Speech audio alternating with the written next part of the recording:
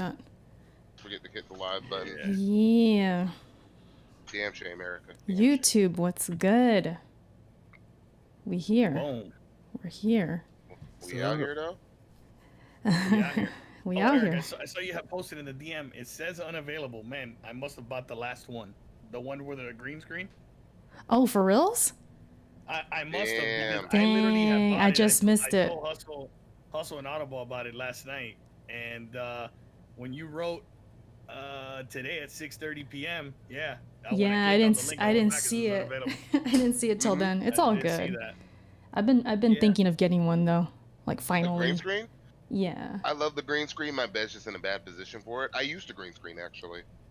Yeah, I'm going. I've been hesitant with it. I kind of like the, you're kind of in the room with the environment. me. Yeah. I do, but I'm in my bedroom and my wife likes having a mess. Like she's one of those people who she'd rather keep her laundry in the basket, and that drives me nuts. But I'm like, whatever. Kenny does that. Too. Kenny does that. Shout out to my husband. What's up, chat? Yeah. Every couple has something that they do that drives the other person nuts. My wife's is leaving laundry in the basket. Hey man, you fine, bro. Exactly. If that's all I have to complain, if that's all I have to complain about, I'm living good. Starting about a minute or so. Let's say what's up to our viewers and everything. Yeah. Burro said, "Why wasn't I invited?" Welcome. Sir. Well, there's like 80 people that wanted to come. I know. We had to say no. Everybody. We had to say no to a couple, so maybe towards the end we'll kind of see how it's going, and maybe if someone want to pop in for a comment or two, see what's up. What up, man? Yeah, we like locked it all the way down. Yeah, man, but I mean, this stream, we've had this in mind for a minute, just because of what's going on in the gaming industry, and I think Xbox, we can all probably agree that they kind of motivate us a little bit more so than the others. But just being console gamers and shifting to PC and what that's kind of like. So we wanted to get together and discuss it in kind of podcast format for you guys. Let's chat style, I guess. But yeah, we're here. It's me, Merc. You say hi or what? Hey. Oh, sorry. We don't say hi in this piece. I was actually reading my chat, bro. Sorry. What up, Ravenflow? What up, this man lost. What up, everybody? Welcome. Kev is here. Hey, what up? What's up? That's a PC Master Race dude. The glorious Kev, if you guys know, as you guys know. And of course, Audible. Audible's here. What's up? And I think we should... And I'm going to iterate. I'm going to be nice. There's not going to be any elitism. A lot of my elitism is actually just jokes. I'm betting against on Twitter. It'll come out at some point. We probably need to preface this by saying that this is not a slight against console gaming at all. We're not trying to come in here and just say that console gaming is. I know you read the title thinking, "Oh, here we go." It's nothing like that. We ain't trying to do nothing about no console or nothing like that. We're just talking about, preferences. When we came out, the first thing we said, and we all agreed on it, was no elitism. Yeah, that was like the number one rule. That was the rule coming in. We're like, we're not going to be on that kind of time. Like, we're going to just, talk like gamers and be real about it. Yeah, because the idea isn't to slander consoles or slander console gamers. It's just to be honest. Be honest. Like, tell people, hey, this is their story. This is what's going on. People, at least for me, people come to me a lot of time and say, hey, I don't know what I should do, or hey, I'm interested in this. Should I try this? Hey, Caboose in the Discord. Damn, Erica having a PC Safe Space podcast. Yes. Oh, man. We're saving ourselves. We locked it out from all of the... I'm trying not to use the P word. I'm trying. You were. I get you. But no, like the angry console dudes. Like before we went live, Erica had a dislike on the video already.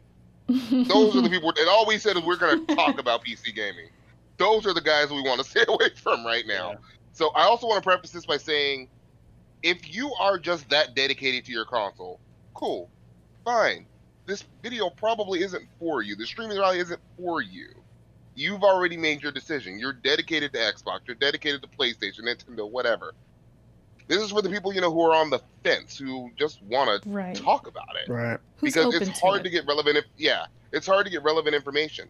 I'd even go as far as saying nobody's telling you to necessarily sell your console. If you want to, that's up to you. But Facts. keep a mind open to what's out there. Not only that, but getting into PC gaming in general can be intimidating a little bit, or it's just maybe they don't have the knowledge or the people that can help them with it. So Right.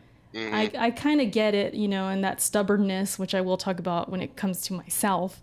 You kind of get stubborn sometimes, like, nah, I'm good on console. Like, I don't want to hear it. I don't want to hear about these frame rates. I don't want to hear about that junk. I'm good. So I'm kind of coming into this with that history. So if you guys can relate to that and you're just kind of thinking about PC gaming, but you don't even know what to do at all, we're not going to do like the step by step. We're just going to kind of talk about how we got into it and how it's worth it. Yeah. I mean, we're kind of going to get there, but Right. should we start with our like histories, like our brief histories? You guys want to start with that? Sure. Yeah. Who wants to go Like first? what? Like If not, what I was don't it mind that got us to do it? Kind of thing. Okay. Who's going first? It don't matter. Audible is the freshest. Should you go first? Yeah. Audible. Or last? Yeah. I don't mind sharing. I'll go for it. I feel like I'm at an AA meeting or something like that. Some kind of counseling. I mean, like I was okay. So as far as PC gaming goes, I was blessed. Somebody followed my stream early on when I first started streaming. It was a married couple, and they gave me a PC, a gaming PC, because they wanted to help me in my streaming career. And I mean, I still have the same specs I have now. So they gave me that, and I didn't know what to do with it because, for one thing, there was a lot of settings that I didn't know how to fix, and like Erica said earlier, it was really intimidating because I didn't know anything about it. I didn't have a Steam account. I didn't have an Epic account. I didn't know anything. And so I kind of used it as my streaming PC for a long time. And so as time moved on, people started, giving me advice about it. And yeah, you should try this game on it, and you should try that game on it. And I dabbled in a little bit. And it was cool, but I didn't really get the full spectrum of it because I didn't have the equipment. And I didn't have the monitor or anything like that where I could see like everything that you could see with a high powered PC or gaming PC. And then we started playing Gears. I think y'all remember we started playing Gears 4 right before the Gears 5 beta came out. And that's when I started. That was my first game I really played on PC was Gears 4, which kept crashing on me. Because there is troubleshoot gaming. There is a trade-off, which I'm sure we'll talk about later, but it kept crashing on me. So I was like, I'm not about to play on this PC because I couldn't get this game to work. And so that became my perception of PC gaming as a whole, because that one game wouldn't work right on my PC. Then we got the Gears 5, and that was kind of shoddy because the campaign was really stuttery, and there was a lot of issues on my end that I needed to fix. I didn't know I needed to fix too. Right. But then after a while, I started learning how to fix my issues. And I started realizing, okay, maybe I need to turn this off. Maybe I need to turn this on. There's different settings. There's different things I need to learn to get it to work optimally. And once I did that, I started, hey, this isn't bad. This isn't bad. And of course, Merck and Kevin and Eric and others kind of encouraged me to do different things, try different things, and fix different things. And after a while, I started becoming used to it, kind of like I did on console. And then I got this monitor. Ooh, when I got G-Sync. when I got this G-Sync monitor, it changed everything. GC gang. Because listen, being a console player, and I'll speak to all the console people out there that don't own a PC. I was lucky because somebody gave me a PC. Otherwise, I wouldn't probably like I couldn't find myself spending the money. And I know that you can get a PC probably for 500, 600 or whatever, but to get a really good PC, you might have to spend a little bit more change. And I wasn't necessarily willing to do that as a console player, especially because I didn't know anything about PC in the first place. But having given me the go ahead, Kev, what'd you say? I was going to ask you. You got that Ryzen 1700 with the GTX 1060 in it still, right? Correct. Yep. Yes. Yes. Would you deem your computer good, average? Well, I don't know because I guess I would deem it average. That's what I'm getting at. I'm saying it's a very average gaming PC that you can probably get for about $600-700. You could have got that. You probably could have got your rig for about $600-700 new. Right now, that sounds about right. I think I'm saying in about 2017. Like I got that Ryzen 1700 for $100 when I got it. The GTX 1060 was a $300 card. Yeah. So the guy that gave it to me, $200. Yeah. The guy that gave it to me, he said he paid about $1,500. No, he didn't. That's what he told me. I don't know. I just took his word for it. But that sounds about, now that I know a little bit more, that sounds a little bit more accurate. But like what you said. But anyway, it was expensive to me either way. Because I sure wouldn't pay, like most consoles, what, $500 max? You know, $700, $800. That still would be like, I'm not doing that. Especially if I didn't know what I was doing. That's something that would have kept me. That would be a gatekeeper for me.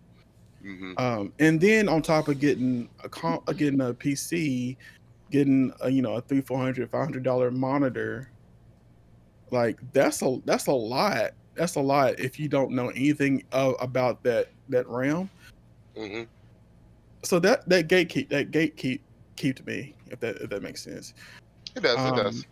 So, but so coming from a console's perspective, you're used to 25 to 30 frames per second, and you don't 60 frames per second for me was like mind blowing.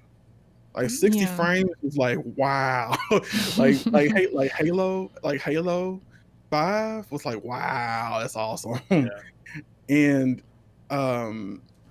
if you're used to that, if you're used to 30, you're not really, you don't know anything else about it, you don't really care.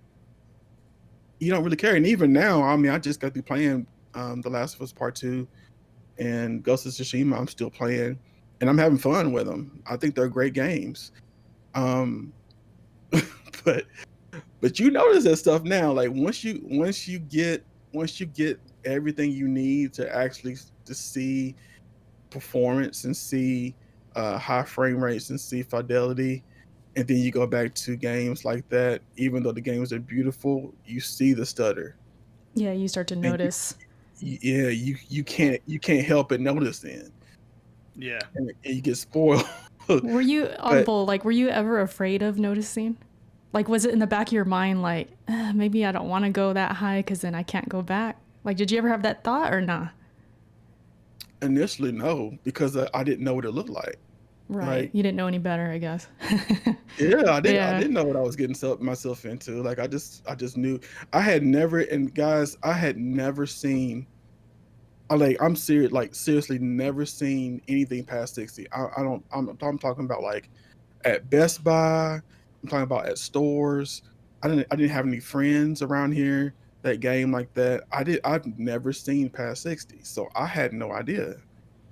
And when I saw how smooth it was, and then after the fact, I was like, I don't know if I'm going to enjoy this because it's going to be it's going to be stuttering so bad now that I'm used to such a smooth frame rate. But it's not that bad. It's not, for me, it's not that big a deal because if the game is good enough, I'm going to play it because the game is it's still playable.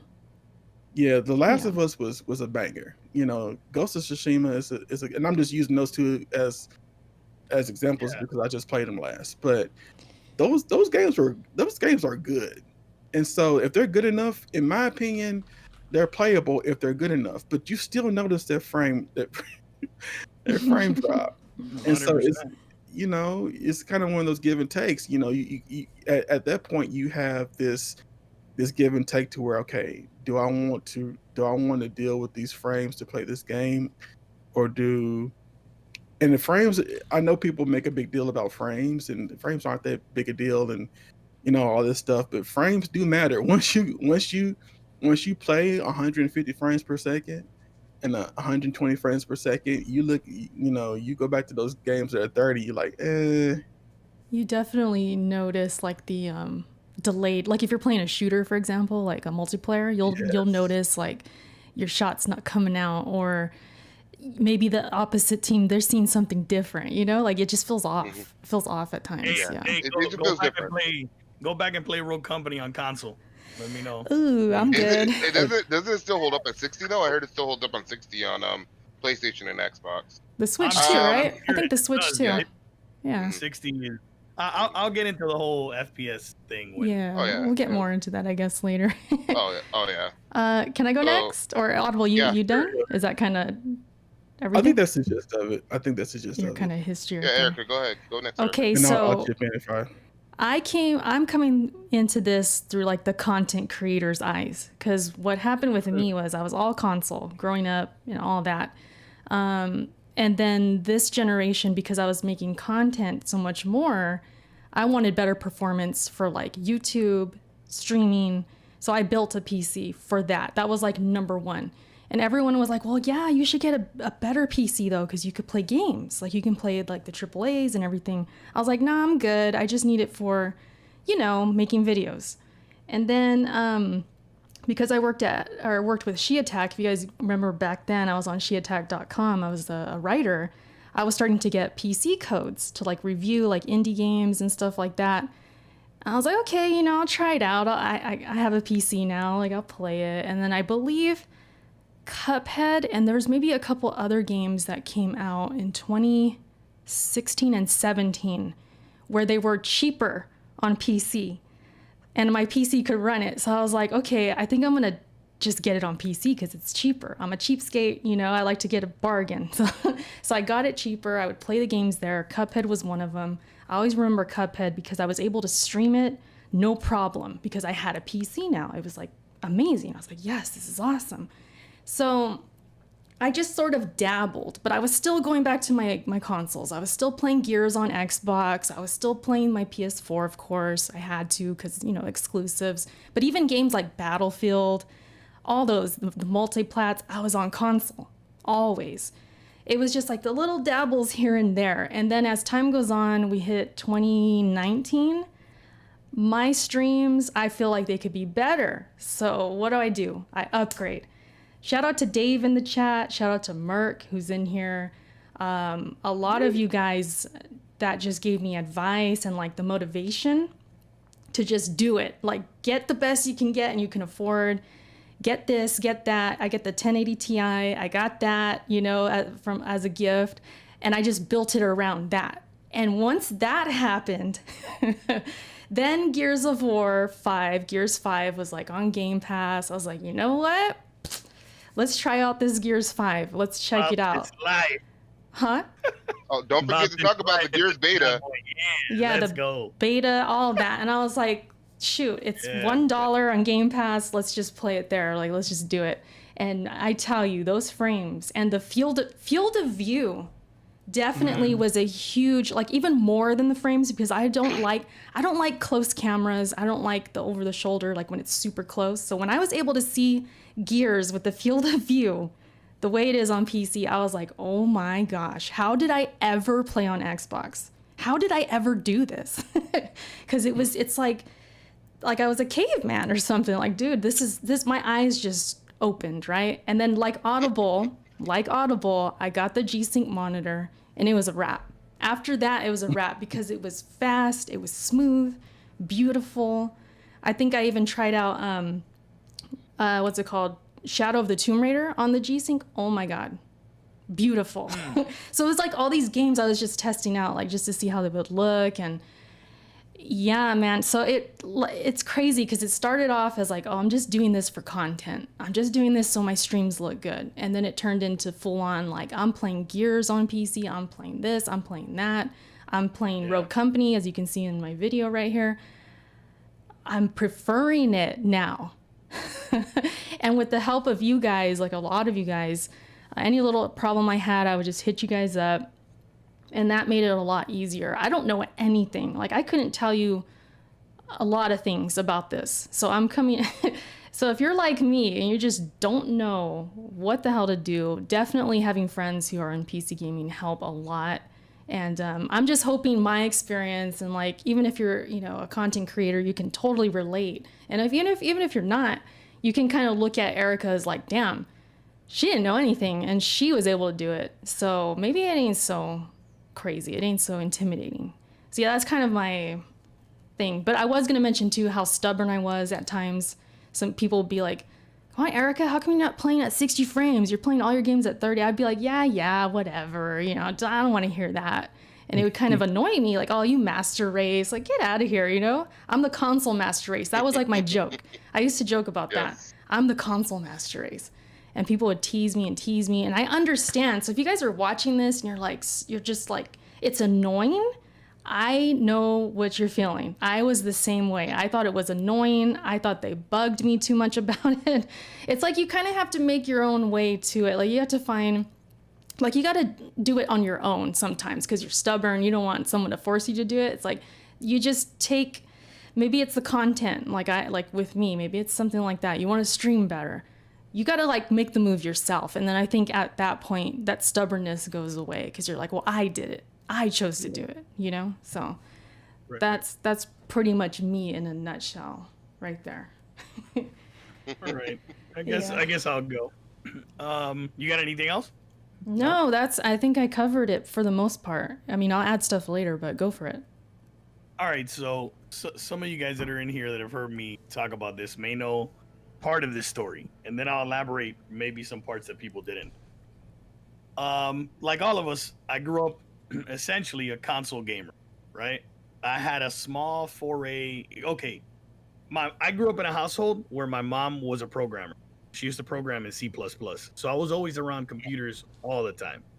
So much so that when I grew up as an adult, I've been in IT for the last like 20 years, right? So for me, going the PC route was a way easier move than a lot of people. But as far as gaming is concerned, like, I literally was a console gamer almost until even leading up into the Xbox One and PS4 generation, the current generation that we're in right now. I had a small foray with the PC in '96 when the original Rainbow Six dropped, the PC version. And that's the first time I had ever played like online multiplayer, which I want to say that was probably like 1996. I had a Magnavox 386 PC. This is going like eons back ago, like 96, 95 when we bought that. And I was a console gamer ever since, right? And I got to 2015, right? And you know, like at the end of 2014 and 2015, they were showing off The Witcher 3, right? And when I saw the footage of The Witcher 3, and yes, The Witcher 3 was downgraded from what they showed, but when I saw the footage of The Witcher 3, I said, you know what? This is the game that I'm going to move platforms for.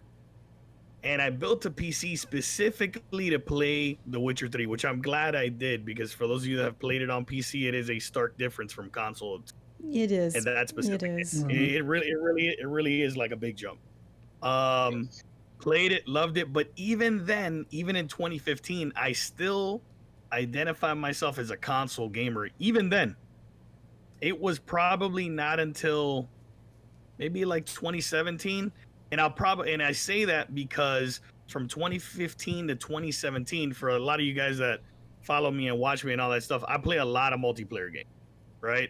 And I didn't really know that many people in the community to be friends with, to play multiplayer games with. So I always resorted to going back to the console, right? And I would play like single player games on the PC. And then like around 2017, started meeting more people in the community, started getting in more Discords and this, that, and the third. And by like the end of 2017, I was almost fully converted to PC. And by the time I hit 2018, that's it. It's a wrap. The PS4 was dusty. The Xbox was dusty. The Switch deserves no mention, so we won't even mention that. Oh man. Damn, that Switch get rid of shade. that. Yeah, none of that. I'm always giving the Switch the work. You know, And you know what it is? It's, you know, and even as a PC gamer, like during that time, I really jumped to a G-Sync monitor almost even recently. I think it was Black Friday, like this year, right? This past year that passed in November. I think I hit you guys up in the DM. Mm-hmm. Yeah. And Yeah. I bought a G-Sync monitor, right? And that's the first time I had ever had a G-Sync monitor. And when I went that route and experiencing what G-Sync brought to the table on top of like high frame rates, man, it just solidified even more the decision I had made a couple years ago to really jump over to the PC platform. Now, for myself, it was probably an easier move to go to PC just because of my background in technology and that type of stuff. So it was a pretty easy move for myself. But I do understand the challenges that people have with going to PC, and they're concerned about, oh man, but I don't want to build it, or if I got a problem, or troubleshoot gaming. And yes, occasionally there are some problems on games, but I'll be honest, outside of, let's say, like Horizon Zero Dawn, which that game runs like horrible on my PC, for example, which it's a lost cause until they patch it. Man, I really have gotten lucky with the games that I have bought on PC. I really have not experienced many problems at all. Sure, I've had to get involved from time to time, but nothing major. I've been lucky And, too. I've been lucky. Yeah, and leading up into this generation, I have no pressure whatsoever or want or need to buy like a new console. I'm gonna buy them because I just like new hardware. And I'm doing unboxing and that kind of thing. It's cool, you know, you're part of the hype and all that stuff, right? But it will be more of like a hype purchase. It won't be, because I ask myself this: I buy a PlayStation 5 day one. I play whatever PlayStation exclusive is launching at that time. Then what do I play? Am I gonna play a multi-plat on PlayStation 5? Not anymore. Like in what instance am I playing the PlayStation 5 when I get it day one after I beat whatever exclusive they launch with? You know what I mean? And when I ask myself that question, you're like, yeah, man, I've really converted myself over to the PC to the point that I'm good with it, man. I can see myself one of these years, I maybe don't even buy into the hype. I don't buy a console altogether, just abandon it altogether. But you know, that's a discussion to see if those games finally end up coming to PC, and that's a whole other topic. I don't want to turn into that. But that's my foray, a little bit summarized, going into PC gaming. Oh man, so now it's my turn. Yeah. Oh, so I've told bits and pieces of my story, but I've never told all of it in the community. So I started off, I got an NES in '86. I was about 3 years old. I played on consoles really until my late 20s, exclusively, with the exception, well, mostly exclusively. I would occasionally dip onto a PC game here and there. Like I played like Warcraft 3 back in the day. I played Diablo 2 back in the day. The original Rainbow Six, the original GTA. I played those a little bit on PC. But I was really big onto my consoles. I went from the NES, Genesis, PS1, PS2, jumped off of PlayStation, which I really liked because I couldn't afford that $600 PS3 at the time. That got me on the Xbox. Loved the Xbox 360. I love the Xbox 360 to this day. But when I saw the Xbox One reveal, and this is the part I always tell people, I just wasn't really satisfied with what I saw for the most part on either console. So that's kind of what got me starting to look at PC, but I didn't know a ton of people who were really into PC gaming. This is before I was really part of this community. I was in the YouTube community mostly for music making. So I had some friends involved in that community who all said, well, if you have a music computer, you basically are a computer making music. You basically already have a gaming PC, just add a graphics card. So that was my first foray. I got a 750 Ti in 2014. And I played with that. I kind of fell in love with it. And at the same time, I still bought an Xbox One because while I was nervous, I couldn't find a PS4. I heard all of the stereotypes and the misinformation that is out there on PC. And because I wasn't really thinking about it, I didn't think about, the couple of games that I did play back in the day that worked just fine. I thought, everything's going to go bad, everything's full of hackers, all the bullshit you hear. So I had my Xbox for a little while. I'm playing on my PC, and I'm already frustrated because, like I said, because I really didn't like, especially backward compatibility. Before Xbox got backward compatibility, that was one of my big frustrations. Because I like backward compatibility. That's one of the reasons I love the PS2, for example, because it had full backward compatibility with PS1. Even now, I talk about the PS5. I want backward compatibility as far as we can go with PS5. I don't like losing my stuff in generations. I don't like that jump. I don't like having to start over. So to me, that's where PC became really, really appealing. That's where PC became appealing to me. And as I just played it more and more, I really fell in love with it. And it got me really thinking, like, why don't consoles do a lot of these things? Like, I felt a little shortchanged when I was playing, after playing, close to 30 years on console, and then jumping over to PC. I felt really shortchanged by the consoles because they didn't offer a lot. It's like everything is about those exclusive games, but nothing is about enhancing the experience of you as the gamer, and that kind of frustrated me. So I guess at that point, I'm kind of glad that the PS3 was $600, because I'd be a straight fucking pony otherwise. I ain't even gonna lie. I like PlayStation. I still appreciate PlayStation. I probably would never have tried Xbox. Like, I literally got that because of Mass Effect and because of $600 PS3, and had I not liked the 360 so much, and then got disappointed with what I saw with Xbox One, I probably wouldn't have dove so far into PC as far as I did. Okay. So yeah. I guess that's my story kind of in a nutshell. Can I'm going to mention a comment in my comment section that's kind of like based on what you've been talking about, Kev. Hey, shout out to Frog in the chat, bro. Racer said, so PC gamers basically disgruntled Xbox fans that went a little too far. No, I would say I was kind of a little bit of both. Because I was oh, go ahead. The 360 is the only Xbox I liked. I never owned the original. I'm not crazy about the Xbox One, and I've always jumped from platform to platform. Like, I went from the NES to the Genesis, the PlayStation 1 and 2, to 360 to PC. I would say for me, oh, sorry, Audible. I was going to say real quick. For me, yeah. I was a disgruntled Xbox One owner, yes. But you know what it did, though? It pushed me more to PlayStation. So, because I was still on the console vibe. Like, it didn't push me to PC, per se. It kind of does now because it's so accessible. But when Xbox One was letting me down, no, I went to PS4. But anyways, continue. Go ahead, Audible. I was going to say, like, I'm a little bit different in that because Xbox seemed to help me transition to PC. Like, they kind of gave me the avenue to do it. There wasn't a lot of games coming out that I was liking with Xbox, and I had kind of ventured over to PlayStation to play, because I had never played PlayStation games. Like, I was purely an Xbox guy. Like, I had played no PlayStation games, so I made a point to go back and play some of the old ones, like The Last of Us. I had never played The Last of Us, so I played The Last of Us Remastered, and then after that I played God of War, and that was in 2019. So I was enjoying that, but by the time I was doing that, I had met you all and started playing Gears and stuff like that. So, but Xbox putting their games on PC kind of helped me, play games that I normally would enjoy on a different platform.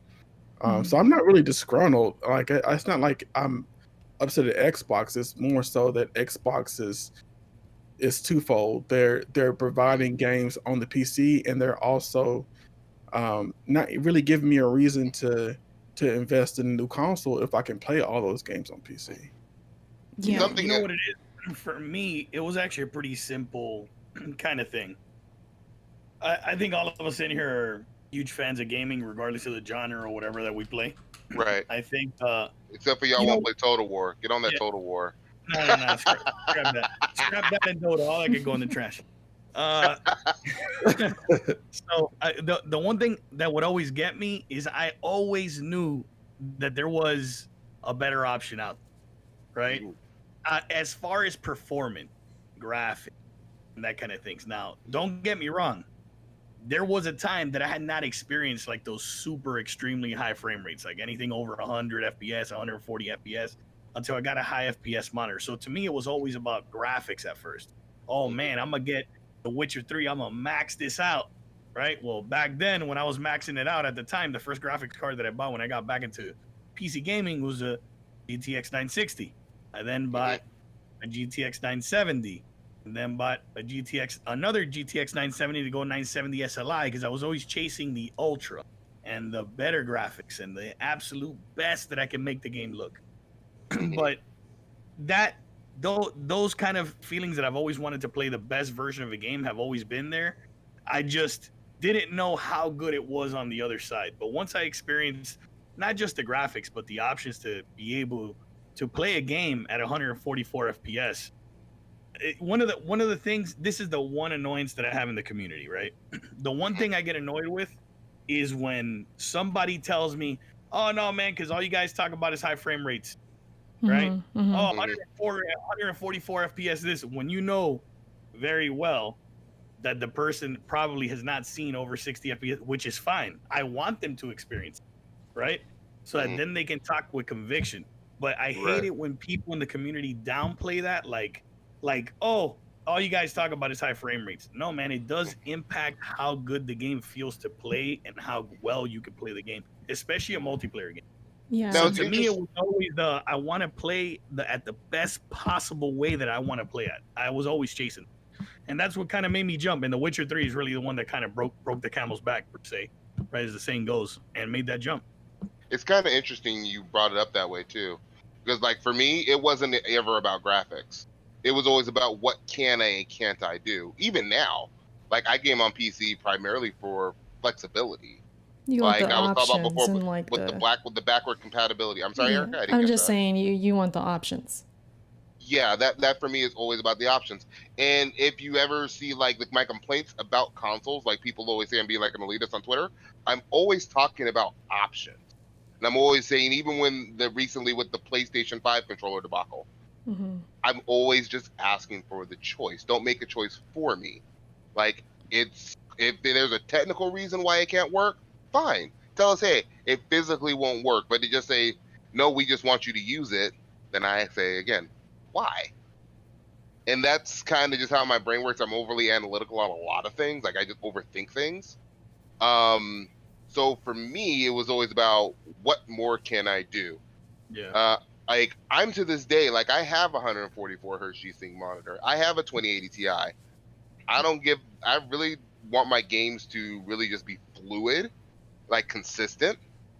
And I don't care all that much about resolution. Like it's great, but I'm not hung up on it. I'm not hung up on hitting that 144 hertz. It's great when I do.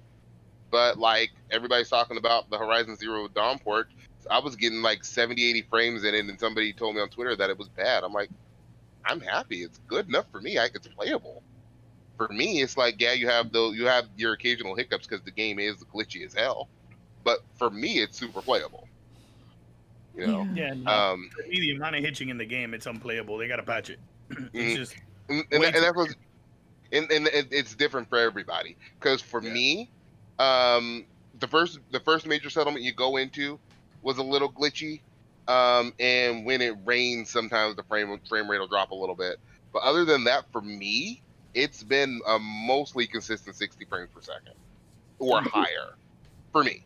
And I know everybody hasn't had that experience. I'm one of the lucky ones, and I consider that. But so when people talk about performance and all this stuff, as long as the game's like functional and plays at a reasonable level for my hardware, I'm good. Like I was here for Batman Arkham Knight. I was here for all the other busted games. Hell, I bought an. Yep, it was broken as hell. I was getting like 15 frames a second, and I couldn't get past it. What's up, Audible? What were you gonna say?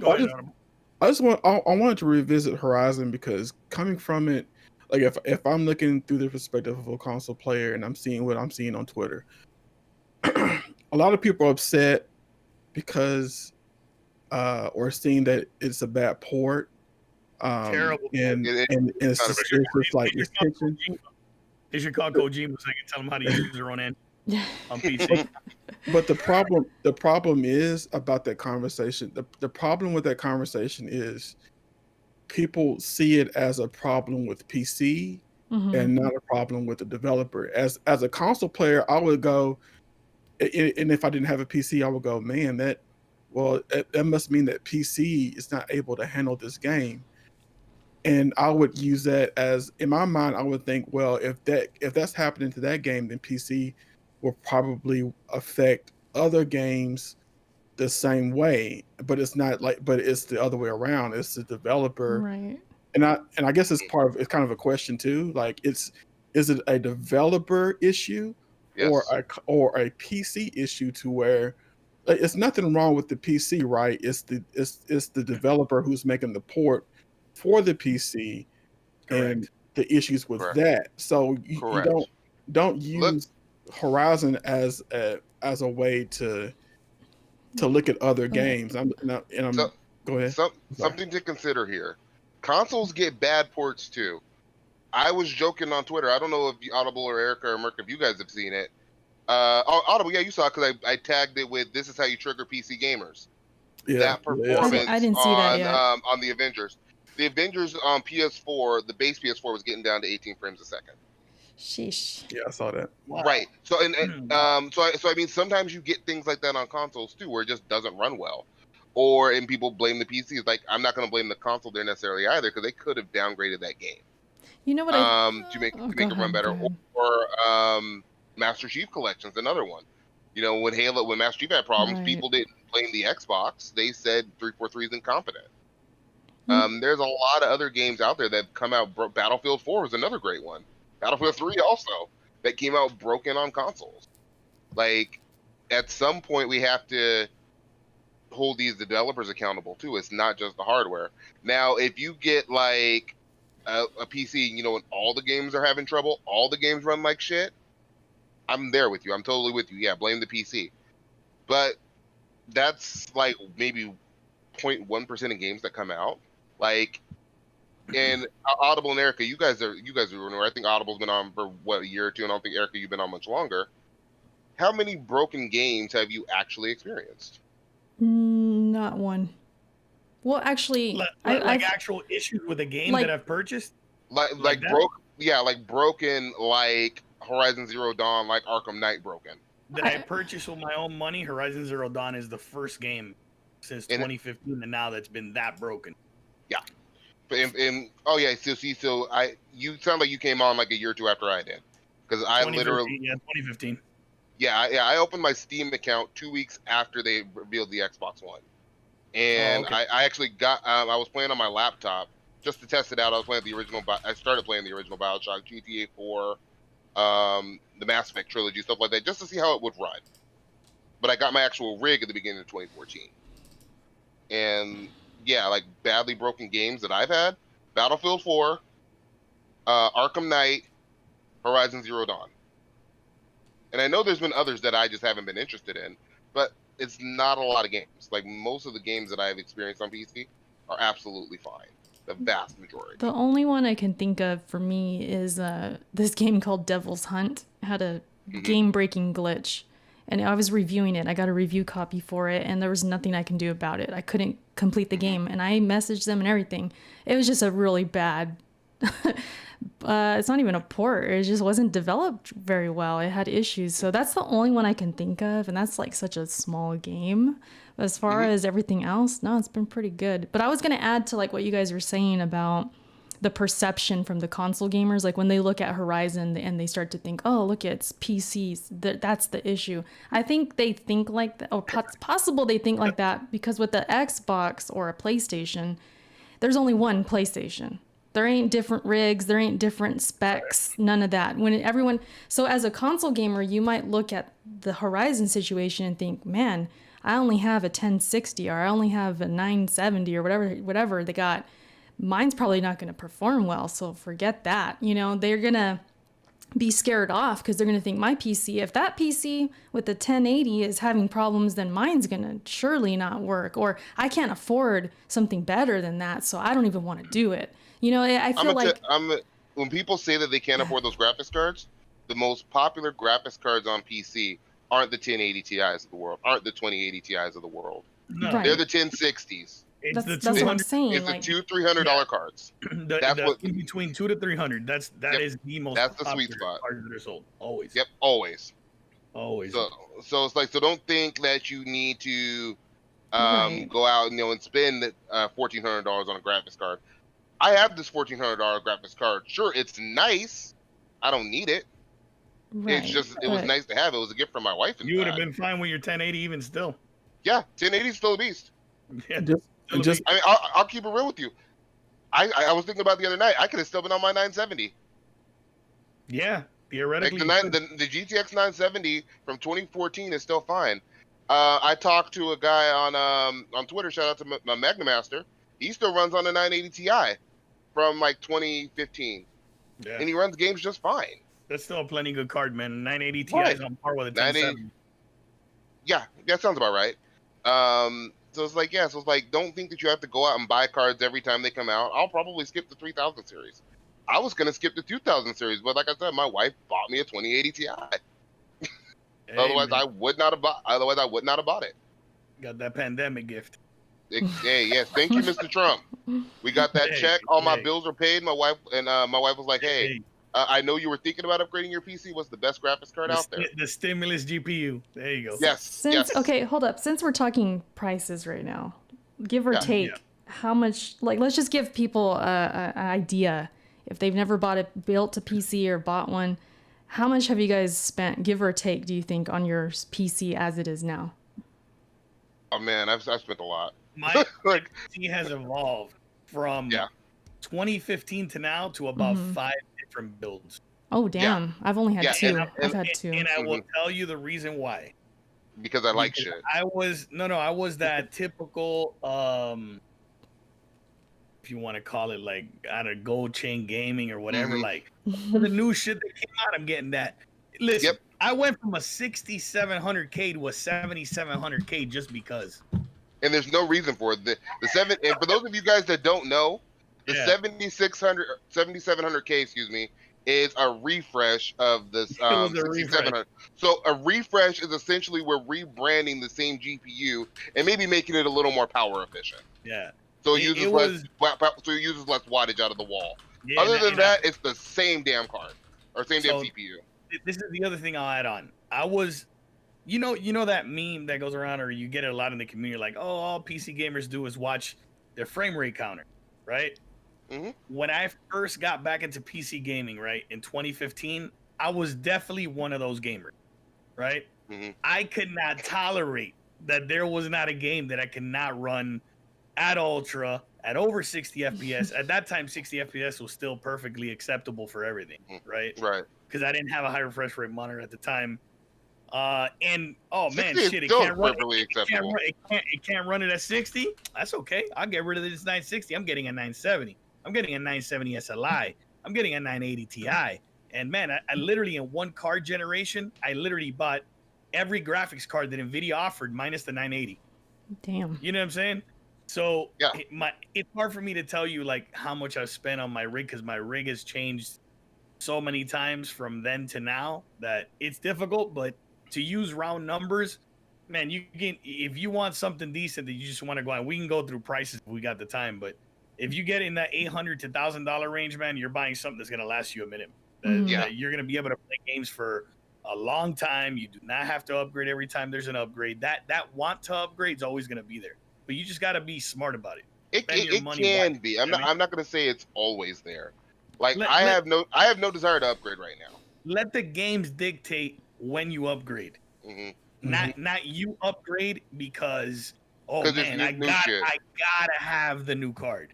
You know what I mean?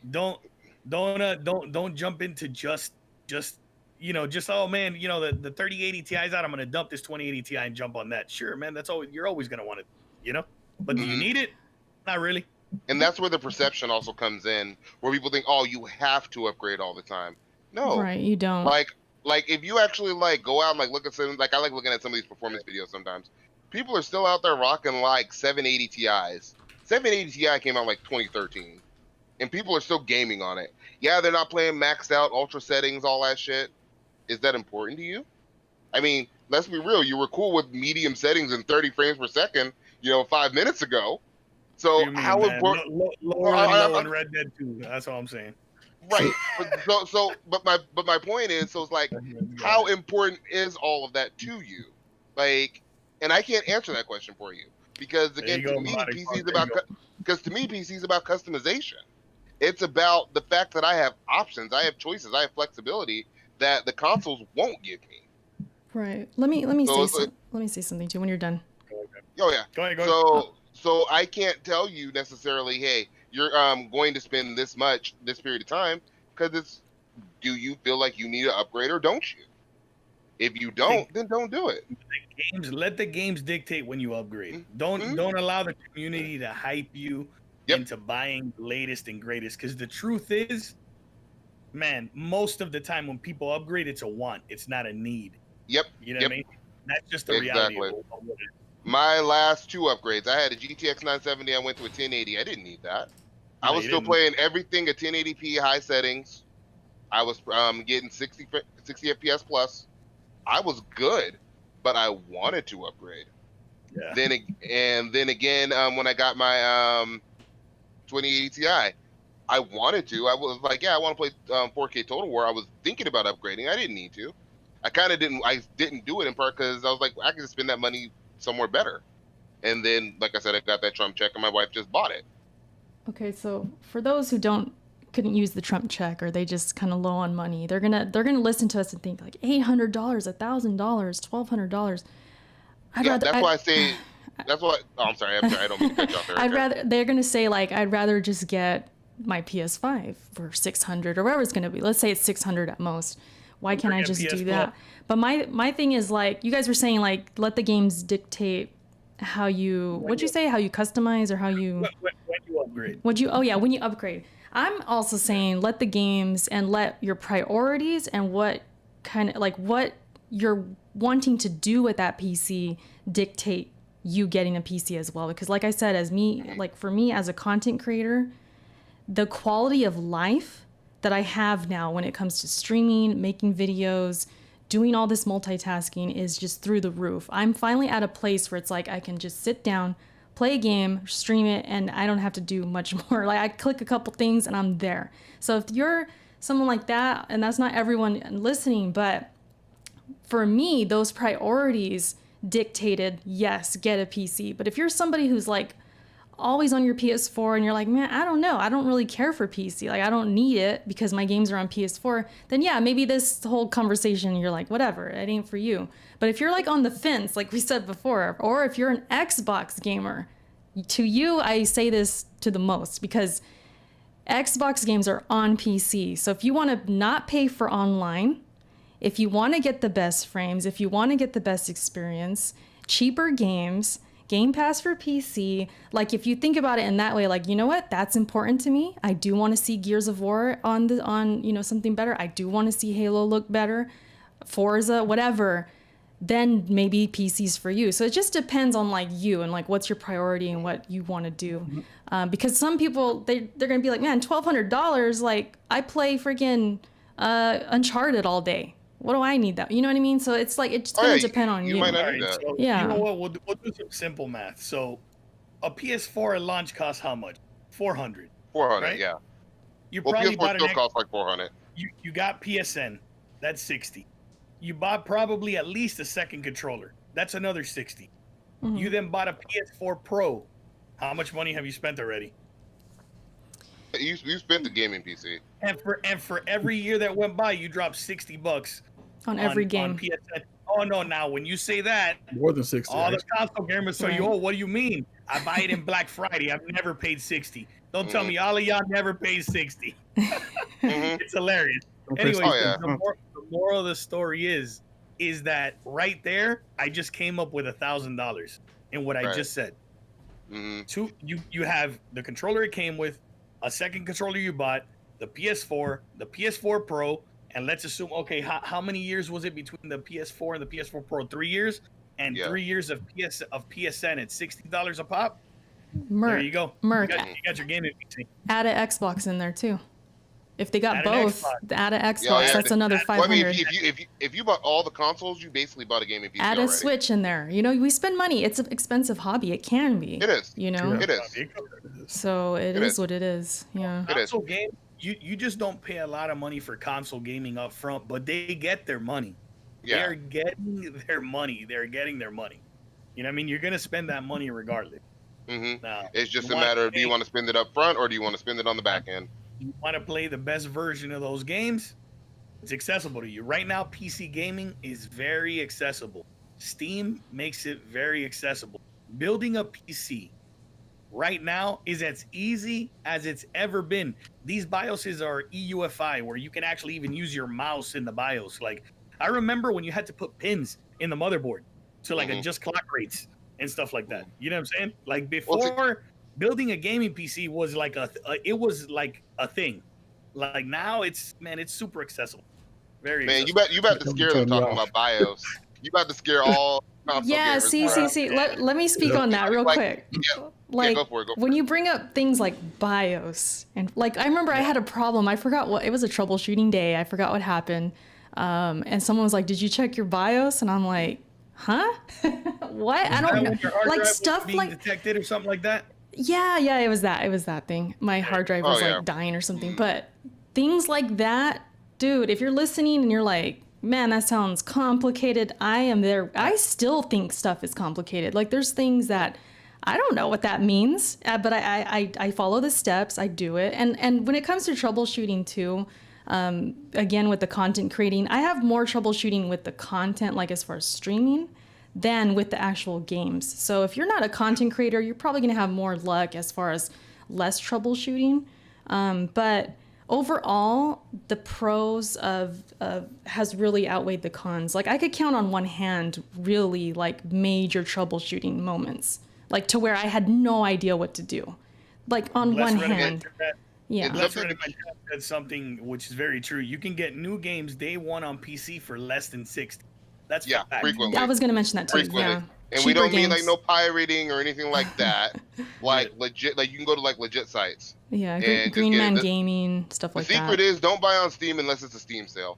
Go to like a third-party seller. Oh man, like Green Man Gaming's a great one. I like them. I like Fanatical. They're always good. Fanatical good. I'm trying to think of some of the Humble Bundle's awesome. Humble. And and if you're cool with Epic, they're starting to get games with Epic too. Get free games. And they're giving you those discounts as well. You know, Epic's even giving out some decent discounts. Like we've been playing Rogue Company, we got it for $5. I'm pretty sure it's not $5 on console. $5 game right there. You know what's everybody here knows Gaming Addict, right? Of course, everybody knows Gaming Addict. Yeah, so we were in the Discord helping him build his PC. Hey, me, Kev, and Meds literally walked Gaming Addict, which I don't even think seen the inside of a PC up until that day. Right. Literally helped him build his PC from everything was in boxes. Yeah. He built it, he installed Windows, he got Steam going, and I ask him where he plays Destiny now every day. And we did that in a Twitter DM. So understand, we were in a DM walking them through it. And in the Discord. It's that easy. Yeah, okay, I wasn't on Discord. Everything I saw was in the Twitter DM. Yeah. So I mean, for those of you guys that are afraid of going out there and building a PC, I mean, listen, man, a lot of the community is even willing to help. If anybody's got any questions that's listening and you're thinking about building a PC, hit me up, Kev up, anybody, man. It doesn't matter. I know there's so many of us. Like I know Arsenal was posting out about it today. I know he name dropped me. I know Alex is always down to help. Mario Sniper probably down to help. I would see him giving out information. Meds helped out people in the community too. Yeah. It's like so many people are out here willing to help. All you got to do is ask. Just don't hit me up. I had the easiest ride. Kenny built mine, so I was pretty lucky. I just got to kind of sit back and enjoy the rewards. Next time you build. Hey, Ryan's gonna jump in. He said. Yeah. Have him come in. Say a couple things. Yeah, jump in here, Ryan. $1 Steam games. What drugs you're on? What? What's up to the chat, by the way, in my stream? Gary's mod. You can get Gary's mod on sale for like $1. Hey, Melodic Punk actually made a great comment here in my chat. He says, "Hey, what up, Lungalurger?" He says, "Have they discussed emulators?" That's actually a great point. The fact that Emulate, you can emulate a lot of these, especially the older consoles, right? and that's a And you can huge play these portion of, games on PC. and a I lot of haven't people even got do to that that too. point yet. Same. Sorry, I'm so Point late. Like yeah. I had to take care of something really important. You go, Ryan. It's all It's all good, good, Ryan. bro. It's all good. Emulation is a big one too because a lot of PC gamers are retro gamers. So you can't necessarily, and it's so hard to play these new games on like a new TV. You got to go out. You have to either mod the console or get like what you call it, upscale box or whatever. So it's dope to be able to just download an emulator, get the ROMs, and just play your retro games on a modern display, and it be actually playable instead of having to look at the itty bitty square because old consoles didn't necessarily upscale right. Switch games are releasing A1 on emulators nowadays. I don't know if that's crazy. Sorry, go ahead. I don't know if y'all. I can give a quick like background as far as like transitioning from console to PC. I don't want to take too long since you already took care of all that. Okay. But what do you think? So basically, I've been until I started playing on PC. I was pretty much a console gamer my whole life. I had a few handhelds as well. Actually, I only had one handheld. I had a PSP, I had a PlayStation Portable at one point. But I first experienced PC like when I was like really young. I got to play Need for Speed on the on the PC. Like I got to use like the little steering wheel and stuff like that, and the pedals. I experienced that first. And another memory I had is like when I went to my aunt and uncle's house. My cousin, he had a PC in like near the living room, and I got to play COD 4 on PC, the multiplayer. I got to play that when I was there. I do remember that. But up until 2015, I had like a PS4 that I bought in 2014, and I just remember being just dissatisfied with the game offerings, and I didn't most of all I just got sick of paying to play online, playing multiplayer, and because I played a lot of Battlefield 4 at the time. That was my main multiplayer game on PS4 when I first got it, and I was like, screw this PS4. I'm gonna just sell this shit.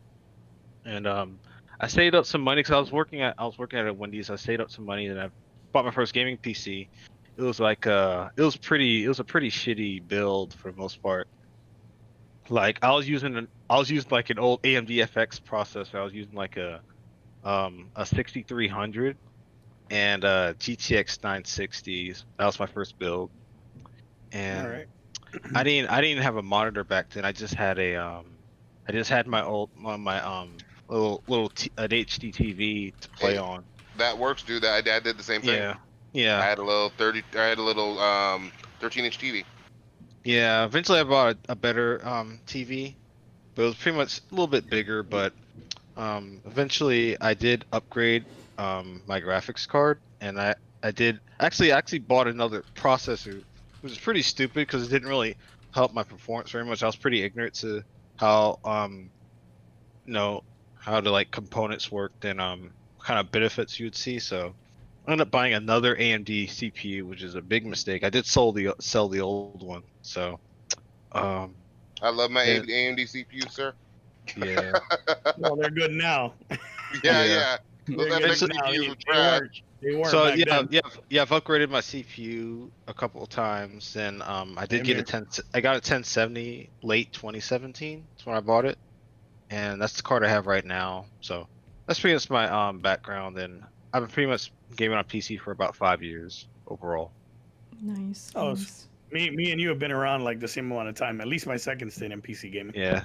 I felt pretty much damn near all the ups and downs of PC gaming when it comes to like hardware problems, games crashing. Yeah, you could speak on that. You could definitely speak on that. Yeah. I don't want to go too far because if I did, we'd be here all night. But, with all the problems. Go ahead. I've had a motherboard fail on me.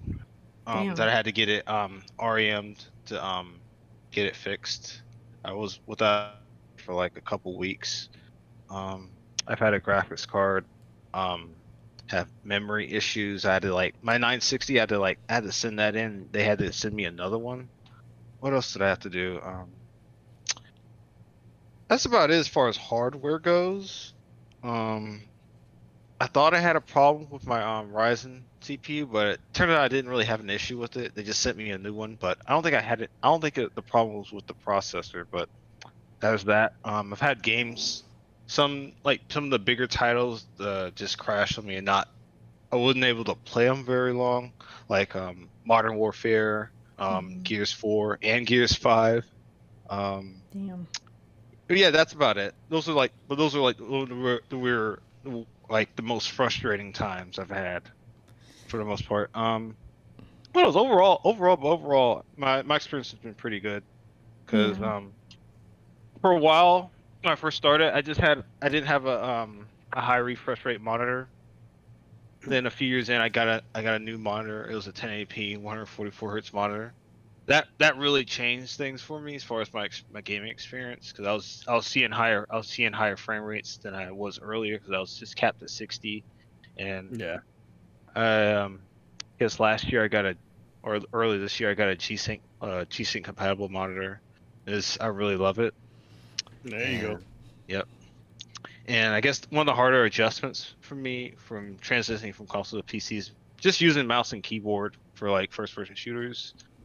Since I really love multiplayer, that's where I really had to like adjust, especially with using the keys and aiming with the mouse. And Yeah. See, so mouse is easy.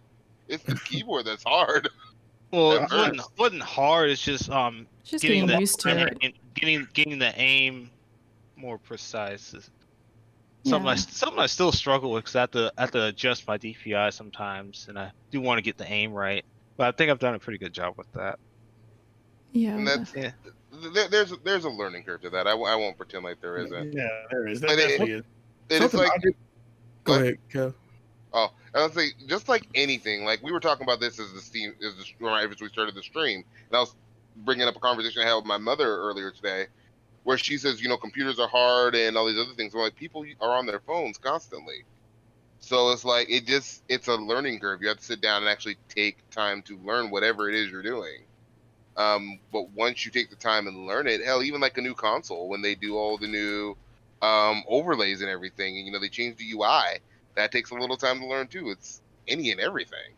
Yeah, and I adjusted to the in terms of like using the computer and troubleshooting. I guess I adjusted that pretty well, since I kind of have I had a computer science background in school, but since my dad always kind of worked with computers a lot, I guess I kind of inherited a little bit of that from him, and it made it a little bit easier. I wasn't as it feels lost as I could have been, because I used a lot of resources. I watched videos and things like that. I asked around.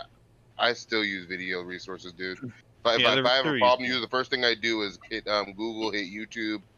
And I'll just put my problem in there, put an error message in there, and I usually have a fix in a couple minutes. If you're listening to, because I'm coming from a console player perspective again, I was I won't say ignorant, but I didn't know that I could use my controller on PC for a long time. And I went in thinking I had to use keyboard and mouse. Now, a lot of people prefer that, and that's cool, but I didn't know I could just, and I guess it depends on which controller you have, but for me, I didn't know I could plug my controller straight into the PC and play. So to me, it's like another console. It's like a different console. You know what I'm saying? It plays like a console. That was part of my conversion too, because I was afraid of learning mouse and keyboard at first too, and that eases the transition going on controller first and just going plug it in and go. Yeah. Especially with Xbox controllers. Yeah. When I first started using mouse and keyboard, I was more intimidated by trying to get down the keys on the keyboard than the mouse. And I still use a controller on PC for third person games. And but now since I've been using mouse and keyboard, even the thought of using a controller for a first person shooter is just damn near barbaric. Just thinking about that is just no elitism, sir. I still go back and forth with that, man. I still go back. Yeah. Yeah, I'll turn my sensitivity up. I've learned to turn my sensitivity up, and I can move. I know it's not as fast as the mouse, but it's faster than I would have been on console. So it's still like an upgrade. But I know that keyboard and mouse is more precise, but at the same time, you can kind of adjust your sensitivity a lot more. I feel like on PC, even I guess I don't know if it's because of this controller just specific controller that I have, but games like Rogue Company, like I can tune it up to where I can match the speed, or I can keep up a little bit with mouse and keyboard because I'm so sensitive. Yeah, I feel like the games. I feel like Rogue Company is still made for like controller. If you still want to use controller, I wouldn't feel uncomfortable using a controller for Rogue Company if I had to. No, that's interesting because I haven't tried it on controller. Like same with Gears. So I use controller on Gears a lot. I've played around with mouse and keyboard. It was a pretty good experience. It was kind of a little awkward moving around, but I kind of got used to it. But I still prefer to use controller for Gears. Yeah, it just depends on the game, really. I think it depends on if you're playing Counter-Strike or something like that. You might get the keyboard and mouse out for that. You're gonna get wrecked in Counter-Strike. They hit headshots off ants off 30 feet away. Big facts. Big facts. And for those out there who just don't want anything to do with mouse and keyboard, we're spirit animals, okay? Because I don't either. I've tried to get in the mood to like learn it, but I play on controller. I play all my games with controller, and you can. And I have been trying to convert Erica to use mouse and keyboard. I've been working on it. Once you play a first-person shooter, right? Like, I was trying about to play a lot of that. Yeah, I was about to say that. Like, if you are playing something like CS:GO or something like that, yeah, you're gonna probably have to shift. But for the games I play, I haven't had to yet, really. So it's kind of like, it's just one of those things where maybe I'm just lucky. It's the games I like, and it just kind of worked out. But yeah, don't feel like you have to immediately, unless you're just straight up gonna go into like CS:GO tournaments or something. Like, don't feel like you have to use mouse and keyboard. Like, you could totally rock the controller, and then maybe after a while you'll like try it out. Right. We're also at a point now where I think they've gotten controller support so good in these games that you can do that. And if you're just that good on a controller, then do it. Yeah, the first multiplayer game I played on PC was Counter-Strike, so that's kind of been drilled into me. Then eventually I bought Battlefield 4 on PC again, so that's I noticed the difference, because I played it originally on PS4, then playing it on PC was just a lot different. Let me also correct myself too. Like, when it comes to like City Skylines, Gears Tactics, I used mouse and keyboard because those games it feels right. But like shooters and like other games, like third-person games, it's like it don't feel right to me. So it just depends on the game. But yeah. It's a muscle memory thing too. Like, I'm at a point now where I have trouble going back to controller for anything. Like, I was playing Horizon Zero Dawn. I tried it on a controller. That lasted all of about 5 minutes. I'm not that far into it. Well, for me, I forced myself to learn mouse and keyboard. I see. Yeah, same here. Yeah. Like, I went about 3 months where I refused to use a controller until it made sense to me. Oh. Yeah, I got a question for y'all. What's that? Torture. Name me one title, one game you played on PC that graphically you said, okay, this kind of blew me away. First game that comes to mind, what is it? Red Dead 2. Honestly, it was Witcher 3, but it was after I started playing at 1440p. Did you say a game or the first game? You got to give me a game that you saw it and you were like, wow, okay, yeah, this is next level. It's easily Red Dead 2. For me, it's a tie. What blew me away was Gears 5 multiplayer and how smooth it was. That was like a huge deal. That was a huge deal. And then also, like I said, I think I mentioned it earlier, Shadow of the Tomb Raider. Shadow of the Tomb Raider was just like, wow. I felt like I was in next gen. Like, this is like the PS5 or something. Like, that's how it felt. Yeah. Yeah. For me, it was I was blown away with The Witcher 3 in 2015. Definitely was.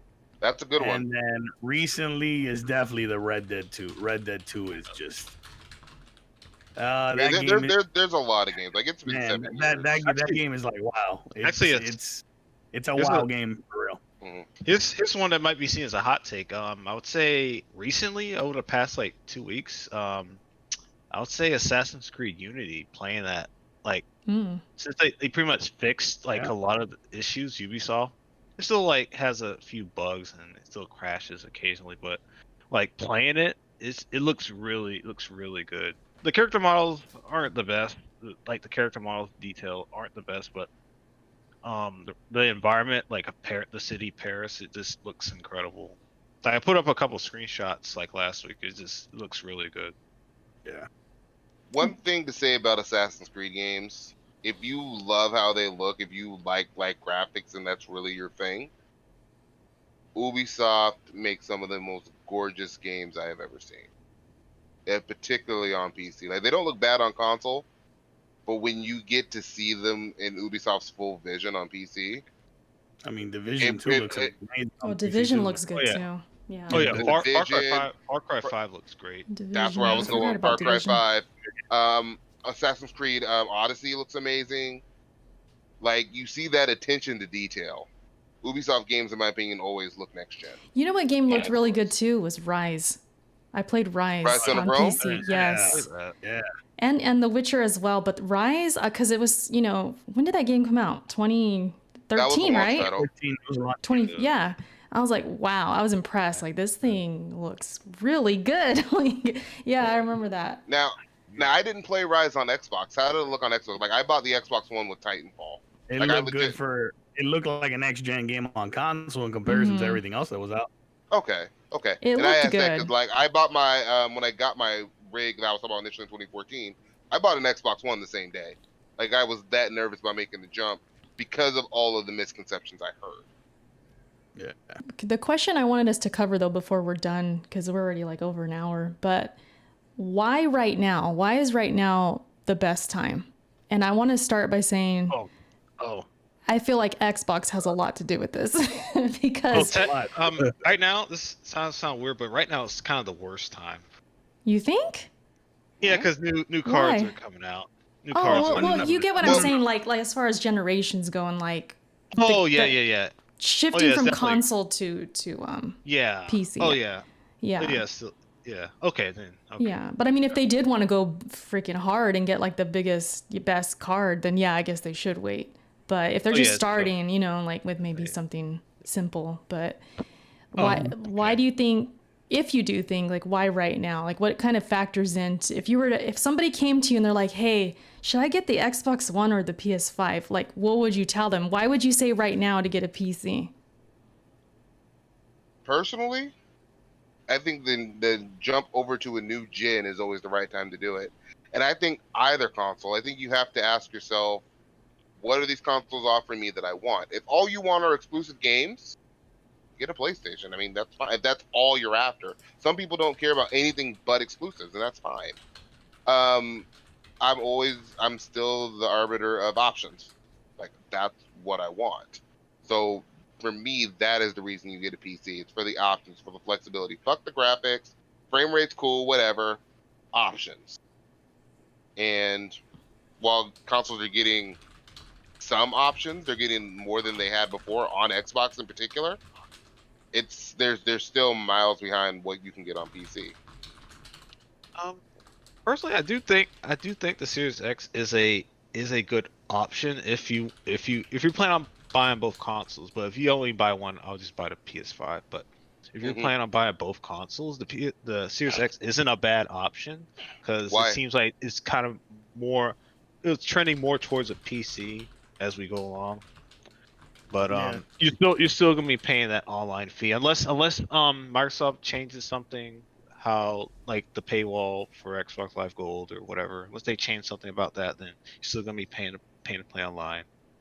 Counter to that is that you're still missing out on a lot of games. Yeah, when a lot of people talk about all the Xbox games going to PC, what they don't tend to talk about is all the games that are on PC that still aren't on Xbox. That aren't going to see Xbox. They aren't going to see an Xbox port because these games coming to PC is the mandate by Microsoft. Nobody's mandating that these PC games go to console. So, at least in my opinion, you're kind of better off getting the additional games on the PC, getting the savings. To me, it's hard to justify an Xbox Series X right now. Yeah. Unless you're just You really sold can't. on, and unless you're just sold on having that console experience. Unless you're like somebody like me, like I mostly play multi-plats. I play almost all multi-plats for the most part. Like if you share, I was just gonna say, if you share your console like with your kids, or you're just gonna play Fortnite and Call of Duty, then okay, maybe you're in the Xbox ecosystem. Maybe that's best for you, you know. But if you're like a hardcore gamer, you're somebody who wants to play all your multiplats, like a bunch of different types of genres and things like that. That getting an Xbox is like I feel like you should think about taking that extra step of like, you know what, all these games are on PC. I could play online for free. I can do this. There's cross-play now. There's cross-play in so many games now. It's become the standard. So you could still play with your Xbox friends. Especially with Gears, Halo, games like that, you're going to play with your Xbox friends because you technically need Xbox Live on your PC, but you're not paying for it. It's just you log in, you got your screen name, whatever. Xbox on PC is an app. Yeah, it's an app. It's like and I didn't understand that at first. I remember thinking like, oh, do I still have to have Xbox Live? And like you don't really know what's going on. And then you realize like, oh, I need it. It's just to get my gamer tag basically. And then I can accept invites and stuff like that and message, all that. But yeah, it's like exactly. You get Xbox achievements on PC if you use the Xbox. Right. But if you're like into Gears, you're into Halo, you're into those games, yes, you can just play it on your PC and you can get like a better experience. It's worth it in the end if that's kind of what you're going for. Right. I remember when I was still paying for it, thinking I had to have it to play Gear. I wasn't going to bring that up. I thought about bringing it up. I didn't want to throw you. People don't know. Hey, I remember Autumn was like, hey, man. We're like, stop that. Don't do that. Xbox Live Gold to be playing Gears on PC. I'm like, nah, man. I was so mad. I had just bought it too. I had just bought it, and I asked Did you ask for a refund? They will refund it. Huh? They will refund it if you ask for it, if you do it early enough. On the console, and you call them, they'll refund it. Yep, that's what I did when I bought my One X. About the month I had it, I did buy a year live. And I decided that, you know, my 1080 just was doing it for me. I was missing Halo 5, but I wasn't missing it enough. So I sold the X. And I called my Xbox and said, hey, I decided I didn't want the Xbox. I want a refund for live. Yeah. You know, it's funny when we talk about, oh man, for me, what can I tell somebody? Why is now the right time to cut over to PC? It's hard for me to tell someone that, and I'll tell you the reason why. The reason why is because I feel outside of like, you know, the typical person that games, that the casual person that just, like you said, that plays Call of Duty, Madden, FIFA, whatever, you can play it on PC. Whatever, you can, but they're not. I just don't think that they care enough to go out there and build a PC or buy a PC and learn all the small nuances that you may need to go play on PC. They're just going to stick on the console. And I do think that is a different demographic. So what I'm about to say applies for the people probably in our community, for everybody that's in my chat, that's in Erica's chat, that's in Kev's chat, and in Audible's chat, right? If you're listening to a show like this, you are a hardcore gamer, right? So what I'm going to tell you applies to you. It applies to everybody on this panel. Mm-hmm. I think the reason why you should move to PC, and I'm not saying not to go out and buy a console, because I hate how also sometimes people, they'll use cost of going to PC as a crutch, right? Mm-hmm. You shouldn't be a crutch, because in PC you control your experience. You tailor your experience for the budget that you have. You build something, you come up with a little bit of money later, boom, you upgrade something, and you upgrade something, and like that. And it's this ever evolving. I probably did it the worst way that I could have, that I've built essentially 5 different rigs in like, I don't know, a 5 or 6 year span, like something like that. I wouldn't suggest anybody to don't do make that. the same mix we did. Don't do like he did. Realistically, if you buy a PC, realistically it should last you about 5 to 6 years. Realistically, without needing any upgrades, it should last about 5-6 years. Except maybe the graphics card. No, the graphics card can last you that long. It's a matter of depending on do you have to have ultra settings? Because if you must, because ultra settings is only gonna last you maybe 2 years. Well, it's like the new cards are gonna come out. You're gonna be on high.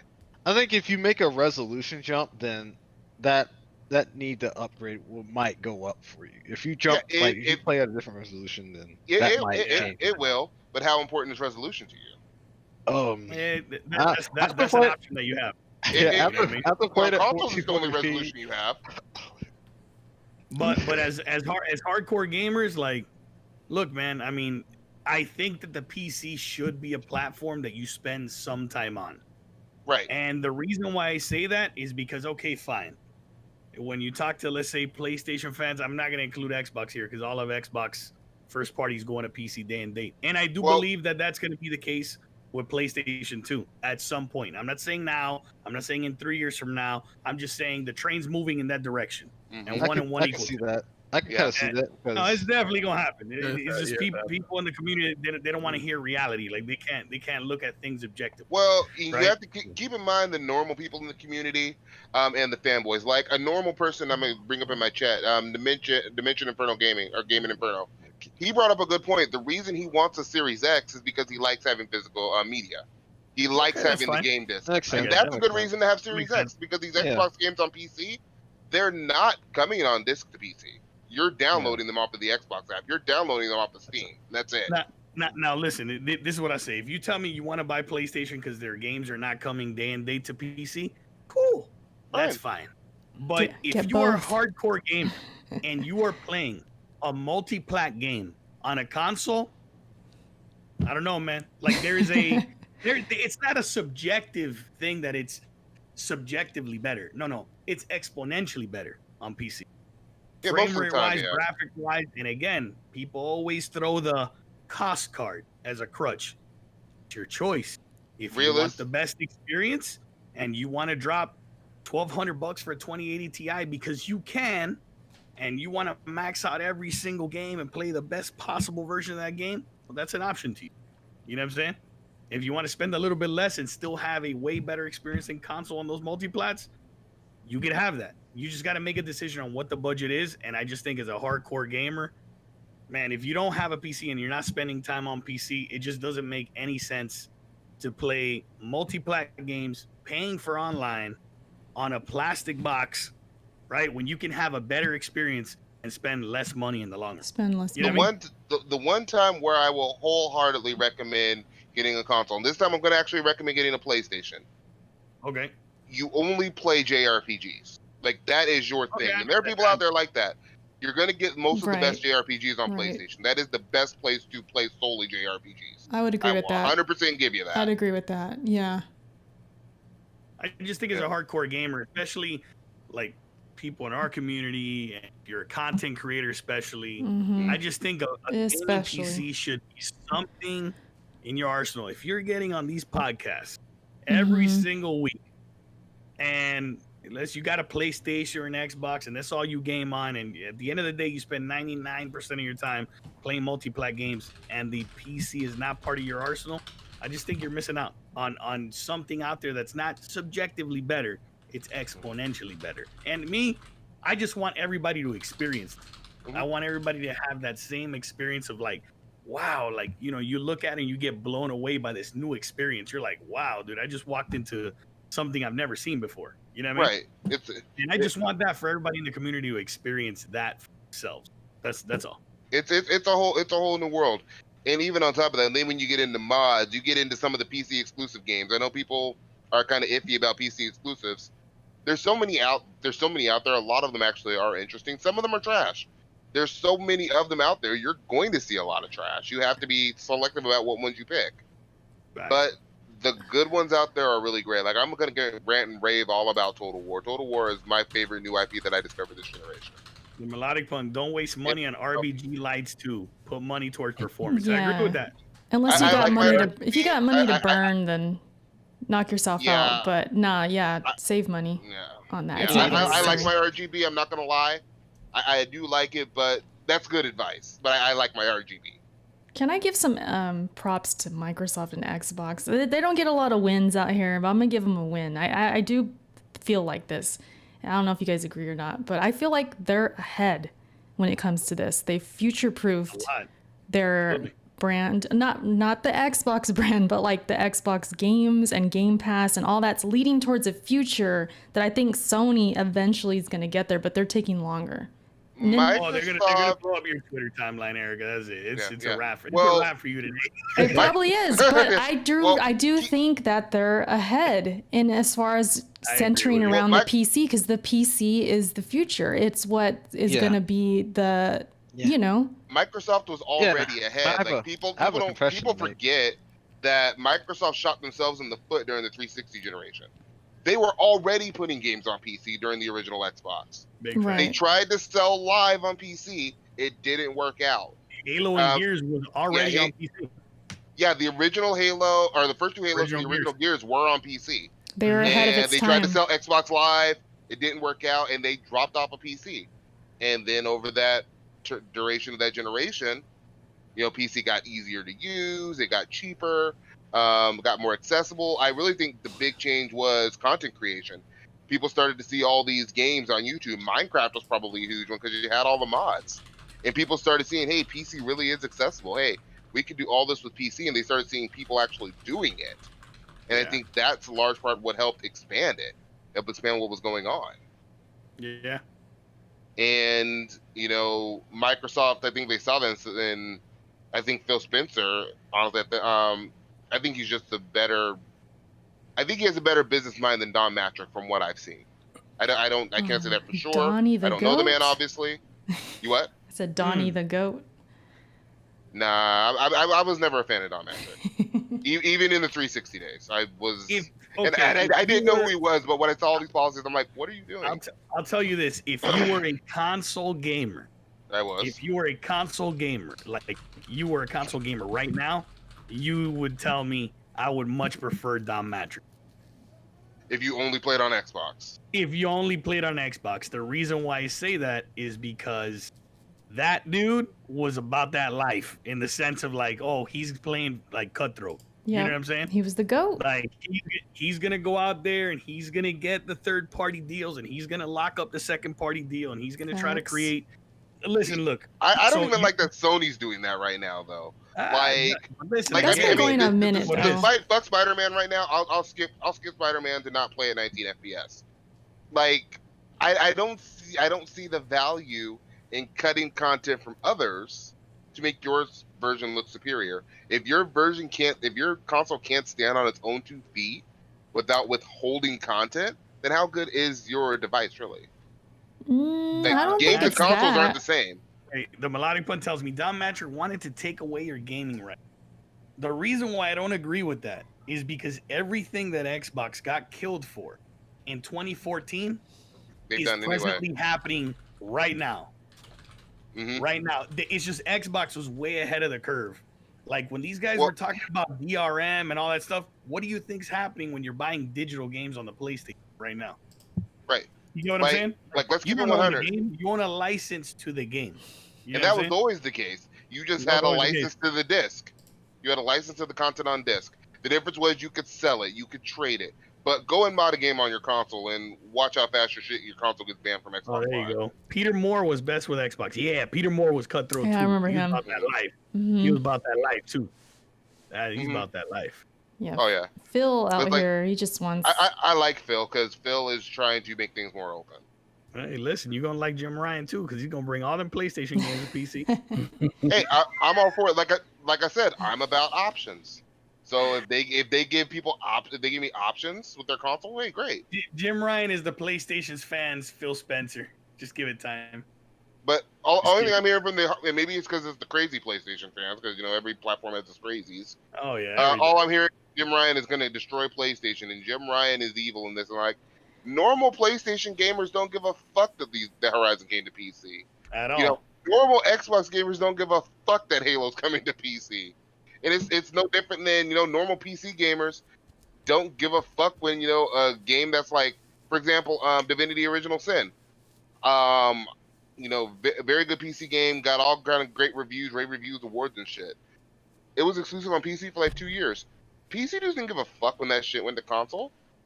Like, the only people who are like caught up in this mentality, it's like a slave's mentality. It's like, if the only reason again that you can sell your box is because I don't give everybody else something else, then how good is your box really? Why can't it stand on its own 2 feet?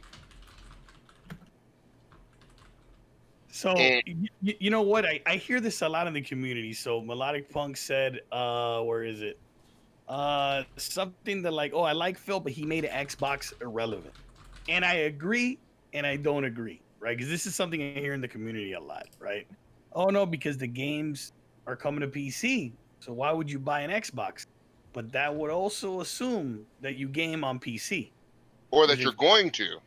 Yeah, because when you talk to people in the community, everybody you talk to, you assume that, you know, it's almost like they're talking to you like they have a PC that they right. Like, why would I buy an Xbox? Which you would be right if they do have a gaming PC, but most people that game on console do not. They right. do not have it's PC. like I believe that. Yeah. Yeah. I've gotten at the few of these PlayStation guys were saying that. I'm like, so when you gonna build your rig? Years later, they still don't have one. Exactly. Yeah. Yeah. Like I think there's a lot of people like that who say, like, "Oh, why would I buy an Xbox if I just play this on PC?" But they don't have a PC. Right. Exactly. You play it on Xbox because you like Xbox, and there's nothing wrong with liking your Xbox, but there's nothing wrong with knowing what else is out there too. With knowing, hey, maybe this can be better. But we can all agree that PC is best. Investing in the PC now is basically future proofing for every platform, because all platforms will go to PC anyway in the future. I'm not saying in the near future, but at one point or another, all these platforms, PlayStation, Xbox is already there, maybe Nintendo, all those platforms will end up on PC anyway. Nintendo will definitely lag. Nintendo's gonna lag. They're like a generation behind. But yeah. Just one. We're still waiting for Nintendo to get a party chat. And this shit still is getting achievements before Nintendo, man. And the Switch is still selling like crazy. Yeah, they're not going to move on from the Switch anytime soon. But the Switch got it right though. They gave you a reason to buy the hardware. What's a good reason to buy the hardware? Oh, I can play these AAA games no matter where I go. That is a function of the hardware. That is what I'm talking about when I say, can your hardware stand on its own too? What does it offer? I agree with that.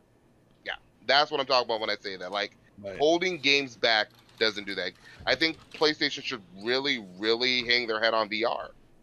I think they should really, really push for VR. They have an inexpensive VR.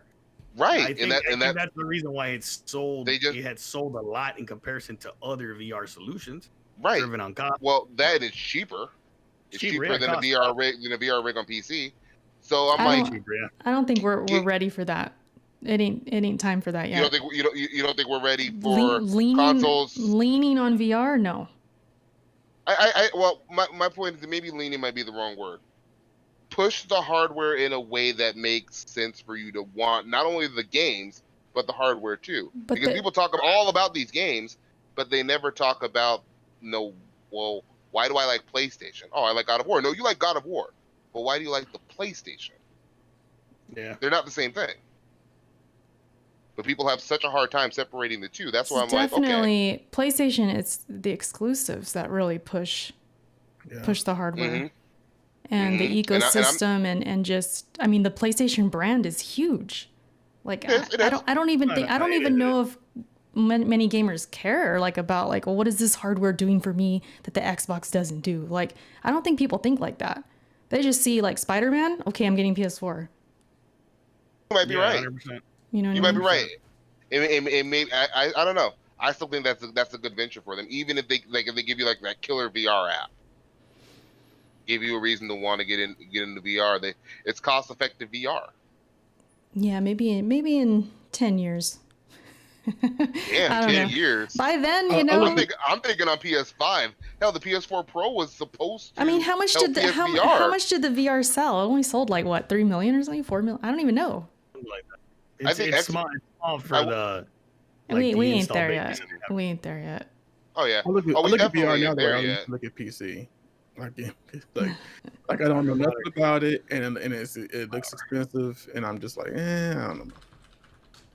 it may get better later on, and I may invest in one later on. But yeah, it's a catch-22. It's like, well, the support for VR isn't there because the games aren't there, but the games aren't there because the support isn't there. And Sony is in a position where, again, they have cheap VR. Consoles are, reasonably priced outside of, all of the other shit you have to pay for that comes with the console. If they gave you the right games, especially because console players, if they see a game, they're like, oh man, this is such a great game. They're probably gonna buy the VR headset anyway. Yeah. Which is why I say lean on the VR, and then that also justifies the PlayStation at that point too, versus holding games hostage. We can start wrapping up though, as far as the whole thing. I'll summarize my thing. Everybody in this panel's got a PC. Everybody in this chat better be building PCs if y'all don't got one yet. Y'all better be building PCs, man. Definitely, for sure. Yes. Hardcore gamer, you deserve that experience. If you're a fan of gaming to that degree, you deserve to build a PC and experience games that way. Mm-hmm. That's all. Right, exactly. I mean, and if you just insist on having your console, that's still fine. Like, there's nothing. We're not telling you, console gaming bad, PC gaming good. You could definitely. What we are saying. Oh, go ahead. What we are saying though is, hey, PC gaming is great if you give it a shot. You could definitely do both.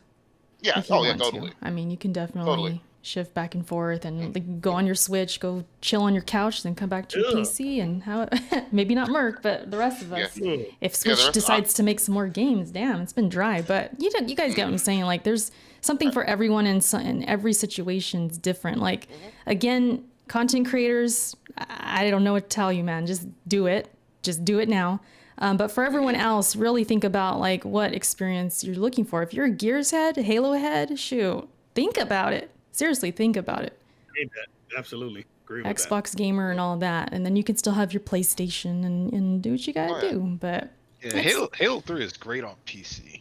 Oh, Halo 3 is amazing on PC. Yeah, I still use a controller for Halo. I forgot to mention that. So do I. I do mouse and keyboard feels weird on Halo for some reason. It doesn't feel weird. It's just I wanted to get my controller memory back, like the muscle memory back. So I started using my Xbox controller on Halo. But I can't do it on other games because now it just feels awkward for the most part. Mostly like you have to strafe a lot in like gunfight. So that's off topic. Yeah, you have to get used to the where your fight distance too, because everybody's shooting you from across the map on PC.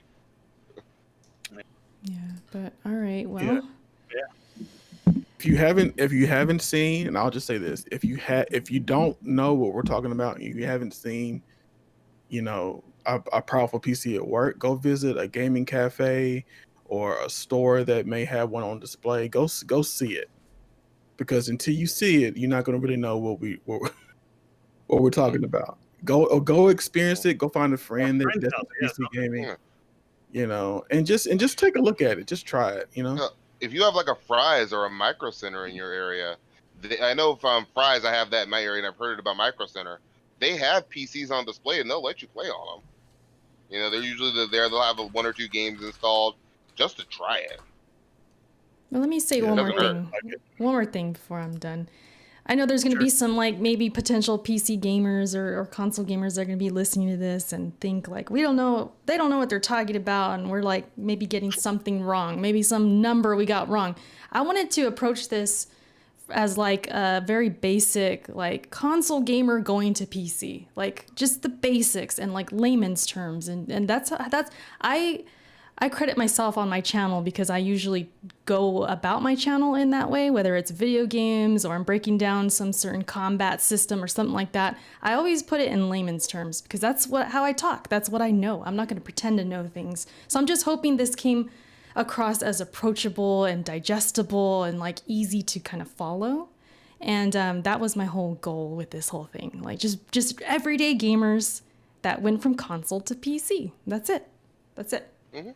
So good times though. You guys has good conversations and definitely. And I hope everyone enjoyed listening. I know I'm kind of being the host right now, but I figure we'll do our outros. I guess should we do outros? Yeah, for sure. Yeah, you guys know me, Might as well. Erica's for the win. Yeah, if you're on my channel, you're here. Follow me everywhere. That's my name everywhere. But thank you guys for listening. That's it. All right, I guess I'll do my outro. All right, guys. Merc305, follow me on YouTube if you're not at Merc305. Merc305 plays on Twitch, where you can catch me playing that GOAT company with the squad and the panel, which is everybody in this with the squad, which is everybody in this panel. Right here. And Make Hustle. sure Can't forget Hustle and Motivate. Shout out to Hustle. Yeah, shout out to Hustle. Make sure you follow me on Twitter at Merc305 Plays, Ultra Preset Podcast, every Tuesday night, 9 p.m. Eastern. Tune in, man. Great conversation, guys. I enjoyed it. For sure. All right, I guess I'll go next. Glorious Kev. You can follow me on Twitter and on Twitch, both in the name Glorious Kev. I'm playing all kinds of games. I've been playing Rogue Company with the squad, ready for Total War Troy when that comes out this Thursday. We'll probably play in that next weekend. So yeah, good conversation.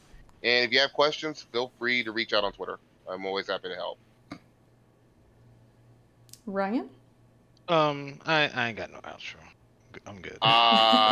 Right. Well, thanks for joining us, though. It was good to Yeah. hear your side. Yeah. And then Audible, Yeah. I think you. Thanks for having me. Yeah. And great conversation. Yeah, you guys follow me on Twitch. My name is spelled AWEDIBLE, just in case you didn't know. Stream on weeknights at 9 p.m. Central Standard Time. I don't stream on Wednesday nights now, or Sunday, but every other night around 9 p.m. You can catch me on Twitter. Search for my name. You can find me there. You can also find me on Audible Thinking Podcast, and I'll probably post this conversation on there as well. If you want to listen to just the audio part, you're welcome to do that as well. But yeah, I've been playing Ghost of Tsushima or Ghost of Tsushima and Rogue Company. So I'm still dibbling dabbling in console too. So it's not like a complete cutoff. But I am enjoying this PC life, so I would encourage you to do the same. Yes, get consoles too. It's okay to buy consoles too. I'm Yeah. probably gonna get a PS5. Hmm. I'm just not getting rid of my PC for it. No, of course not. Never. Yeah, right now I'm probably gonna wait a little longer. I don't really see much in the launch lineup that I'd want to get a Same. PS5. Oh yeah, right not now. buying day one. Not buying Yeah. day one. Yeah, I'll wait a little bit. Yeah, wait about a year, maybe two. All right, you guys. Well, we are out of here. Yes. Good times, Later. good times. All right, man. Thank you, guys. Have a good one. Have a good one, guys.